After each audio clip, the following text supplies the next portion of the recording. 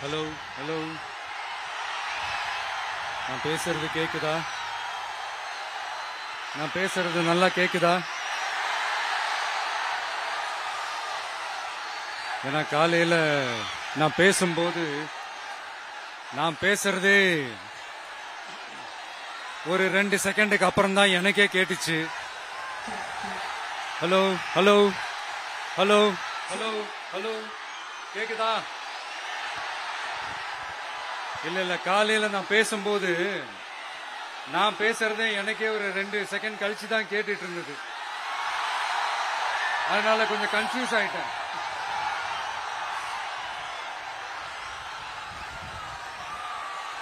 Okay, முதல்ல police டிபார்ட்மெண்ட்டுக்கு என்னுடைய மனமார்ந்த நன்றிகள். அவங்க இல்லனா அந்த பைபாஸ்ல இருந்து இந்த ஸ்பாட்டுக்கு என்னால வந்திருக்க முடியுமான்னு எனக்கே தெரியல. So once again, thank you so much.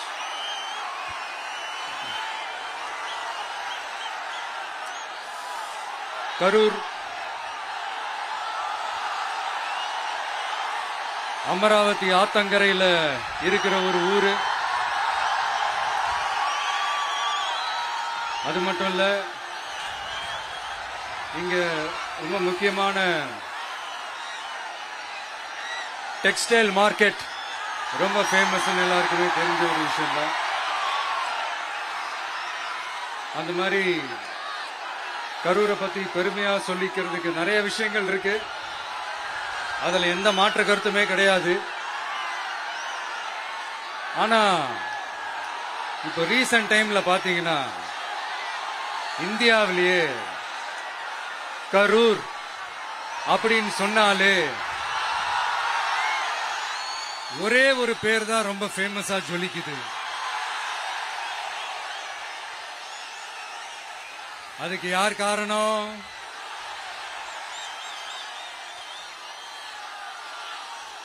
யார் காரணம்னு உங்களுக்கு தான் தெரியுமே. சரி, அதை பத்தி கொஞ்சம் அப்புறமா பேசுவோம்.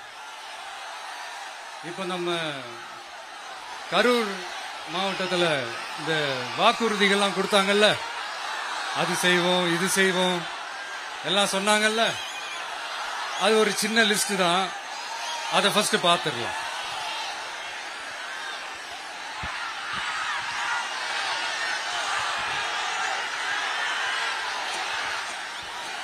இந்த கரூர் மாவட்டத்தில் இந்த பேரீச்சை வளர்க்க சிறப்பு திட்டம் செயல்படுத்தப்படும்.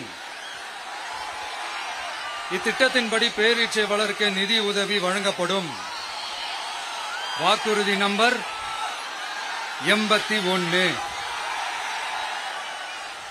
பேரீச்சை மரத்தை விடுங்க, அட்லீஸ்ட் இந்த பேரீச்சை விதையாச்சும் கண்ணில் காட்டினாங்களா? துபாய் குறுக்கு சந்து கதை தான்.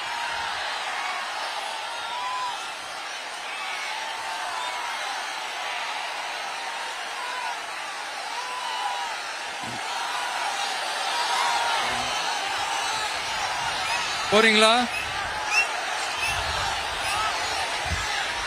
அடுத்து இன்னொரு வாக்குறுதி இருக்கு. கரூர் விமான நிலையம் அமைக்க நடவடிக்கை எடுக்கப்படும்னு வாக்குறுதி நம்பர் 448. ஆட்சியே முடிய போகுது. 4.5 வருஷம் முடிஞ்சிருச்சு. இப்ப போய் ஒன்றிய அரசு கிட்ட அமைச்சர் போய் கோரிக்கை வைக்கிறாரு. என்னன்னு? ஏர்போர்ட் கட்டணும். ஐயா அமைச்சரே, இதுதான் உங்க டக்கா?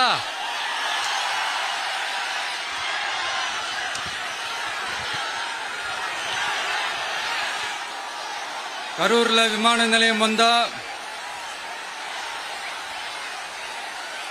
போறீங்களா சார்? போயிடுங்க. அதான் கேட்டேன், அப்பவே கேட்டேன், போயிடுங்க. நண்பா கொஞ்சம் வழி விட்டுருங்க. நண்பா கொஞ்சம் வழி விட்டுருங்க.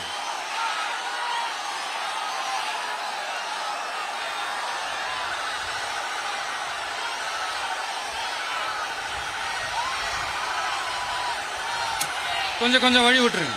போயிட்டு போயிடுங்க.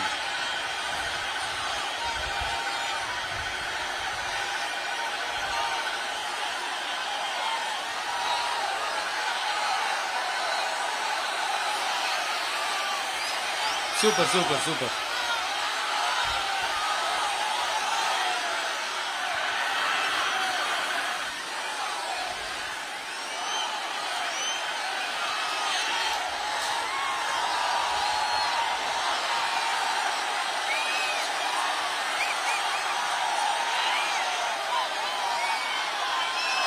என்னப்பா ஆம்புலன்ஸ்ல நம்ம கொடி இருக்குது?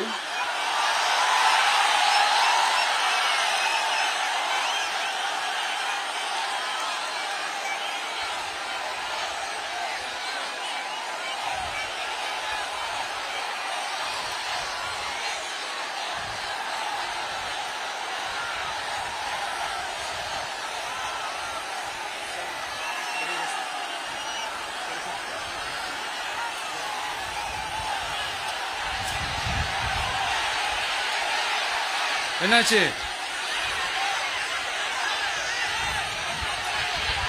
தண்ணி கொடுங்க. தண்ணி பாட்டில் கொடு. தண்ணி பாட்டில் கொடு.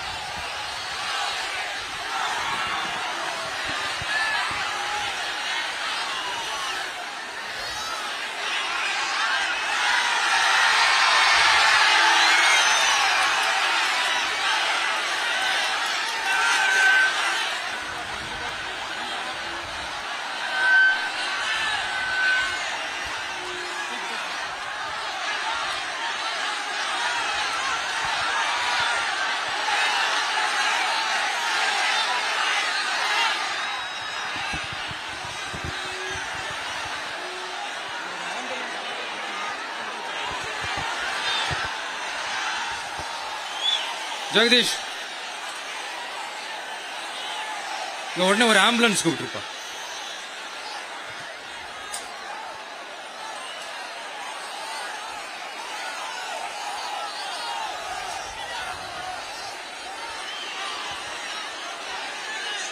என்ன சொல்றான்?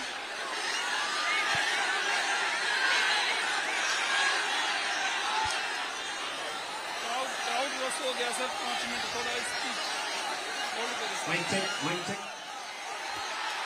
Mic check.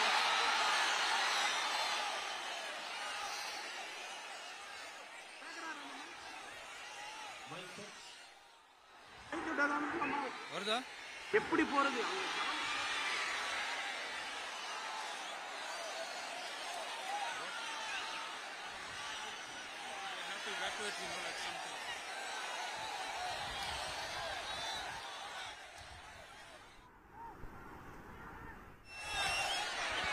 Udaya,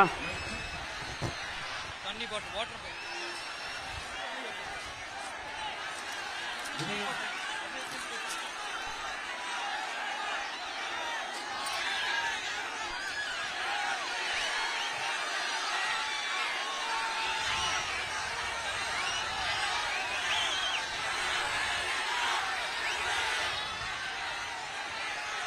mic check, mic check.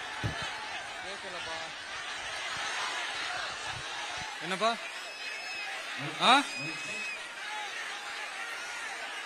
Coming coming coming.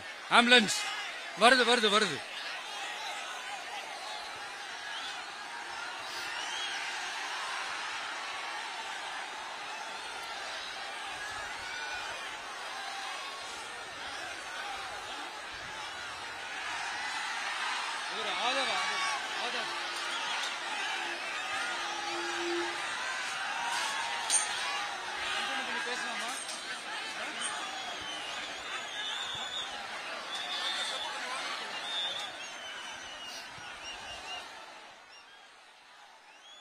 Doctor பிரபு பக்கத்துல வாங்க.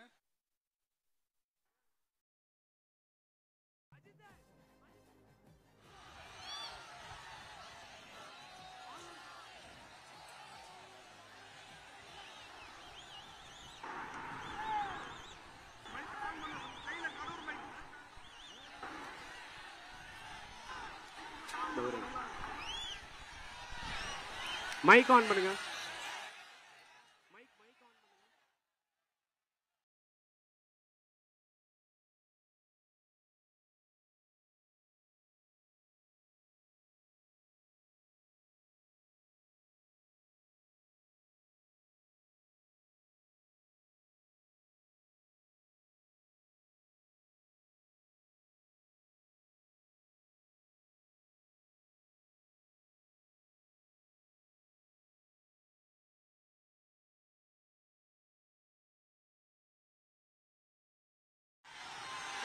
பேசுனா சரி, ஓகே, கண்டினியூ பண்ணவா பேசுறது? நான் அந்த ஏர்போர்ட் கட்டுறதை பத்தி சொன்னேன் இல்லைங்களா? அது இங்க கட்டினா அந்த ஜவுளி தொழில்லாம் ரொம்ப நல்லா டெவலப் ஆகுன்றது உண்மையான விஷயம்தான். But at the same time இந்த பரந்தூர் மாதிரியே இந்த மக்கள் பாதிக்காத வண்ணம் அந்த இடங்களா பார்த்து அந்த ஏர்போர்ட் கட்டினா இன்னும் நல்லா இருக்கும். அப்புறம் நம்ம கரூர் பிரச்சனைக்கு வருவோம். இந்த மணல் கொள்ளை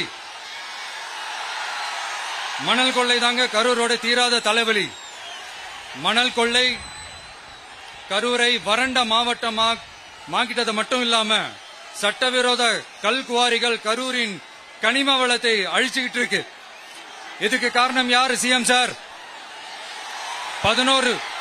11 மணிக்கு பதவி ஏத்துக்கிட்டா 11:05 மணல் கொள்ளை அடிக்கலாம்னு ஓப்பனா சொன்னவங்க தானே உங்க ஆளுங்க. 2026 மணல் கொள்ளை அடிக்கிறவங்க கிட்ட இருந்து அதுல வர்ற பணத்தை வச்சு தமிழ்நாட்டு மக்களை விலைக்கு வாங்கிடலாம்னு கனவு காண்றவங்க கிட்ட இருந்து நம்ம காவிரி தாய்க்கும் கரூருக்கும் விடுதலை வேண்டுமா வேண்டாமா? கிடைக்கும், கவலைப்படாதீங்க. தமிழ்நாட்டின் 3வது பெரிய ஏரி இங்க இருக்கிற பஞ்சப்பட்டி ஏரி. அதோட பரப்பு 1000 ஏக்கருக்கு மேல. அந்த ஏரி நல்லா இருந்தா விவசாயம் செழிப்பா இருக்கும். விவசாயம் செழிப்பா இருந்தா மொத்தமா பல லட்சம் குடும்பம் சந்தோஷமா இருக்கும். ஆனா பல வருஷமா அதை சீரமைக்காம அதுக்கு தண்ணி வர்ற வழிகளை சரி செய்யாம போட்டு வச்சிருக்கிறாங்க இந்த ஆட்சி செய்யறவங்க. நம்ம ஆட்சி, அதாவது உங்க ஆட்சி வரும் அன்னைக்கு இந்த பஞ்சப்பட்டி ஏரிக்கு உயிர் வரும்.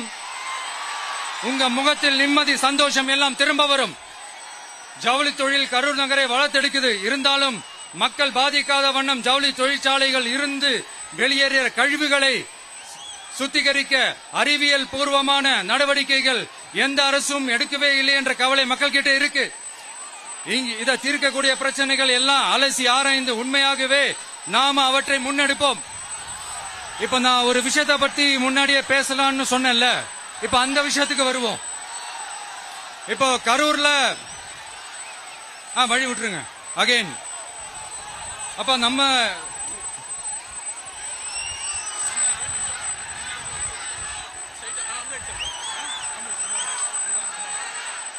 ambulance.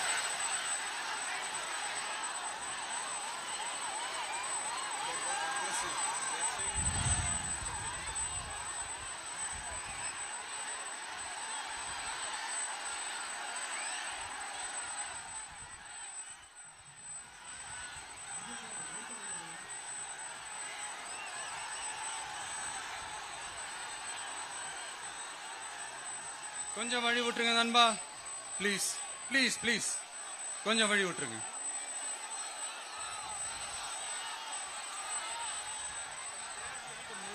Ask them to move, give the passage to ambulance. Here there is a lot of people down, they have to take them to ambulance. கொஞ்சம் அந்த வழி விட்டீங்கன்னா அந்த ஆம்புலன்ஸுக்கு அவங்களுக்கு கூட்டிட்டு போகணும். அந்த வழி விட்டுருங்க அப்படியே.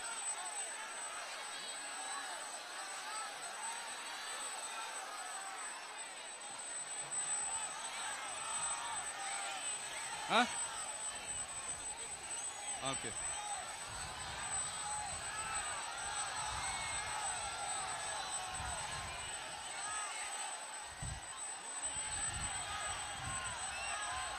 பேசலாமா?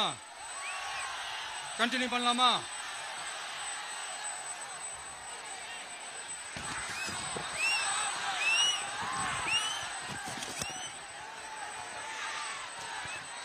இங்க கரூர்ல இருக்கிற முக்கியமான பிரச்சனைகளை பத்தி நம்ம பார்த்தோம் இல்லையா?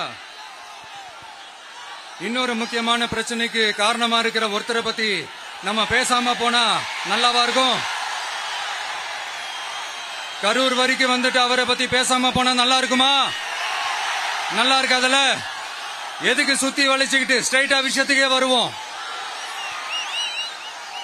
இந்த கரூர் மாவட்டத்தில் ஒரு மந்திரின்னு ஒருத்தர் இருந்தார்ல, இப்ப ஒரு மந்திரி இல்ல, ஆனாலும் மந்திரி மாதிரி. நான் யாருன்னு உங்களுக்கு சொல்லிதான் தெரியணுமா என்ன? ஒரு க்ளூ ஒண்ணு கொடுக்கலாமா? பாட்டிலுக்கு 10 ரூபா, பாட்டிலுக்கு 10 ரூபா, பாட்டிலுக்கு 10 ரூபா, பாட்டிலுக்கு 10 ரூபா, பாட்டிலுக்கு 10 ரூபா, பாட்டிலுக்கு 10 ரூபா, பாட்டிலுக்கு 10 ரூபா, பாட்டிலுக்கு 10 ரூபா.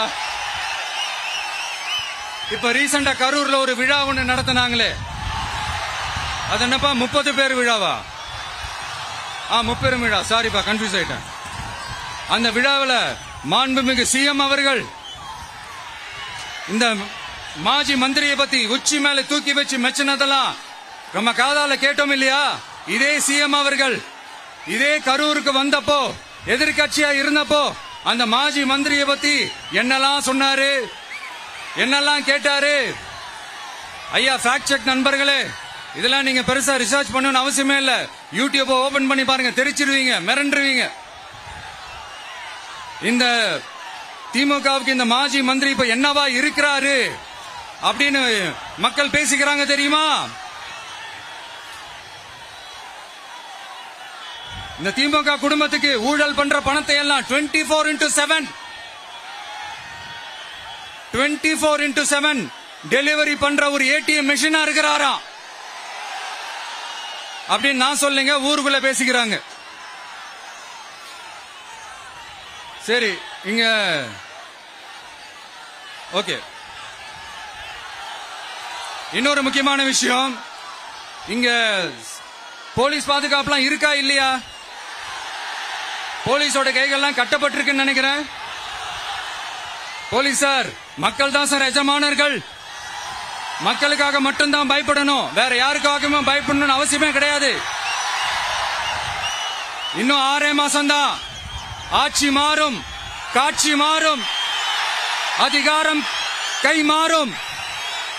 உண்மையான மக்களாட்சி, மனசாட்சி உள்ள மக்களாட்சி அமையும். அப்ப தெரியும் எல்லாருக்கும் சுதந்திரமும் பாதுகாப்பும் 100% வரும். தேங்க்யூ நண்பா. கான்பிடண்டா இருங்க, நல்லதே நடக்கும், வெற்றி நிச்சயம். அஷ்மிகா 9 வயசு ஒரு பொண்ணு காணுமா, நீங்களே நம்ம தோழர்கிட்ட சொல்லி கண்டுபிடிச்சு கொடுக்க சொல்லுங்க. அஷ்மிகா 9 வயசுல ஒரு பொண்ணு காணுமா? தம்பிகளா கொஞ்சம் தேடி கண்டுபிடிச்சு கொடுத்துருங்க. அஷ்மிகா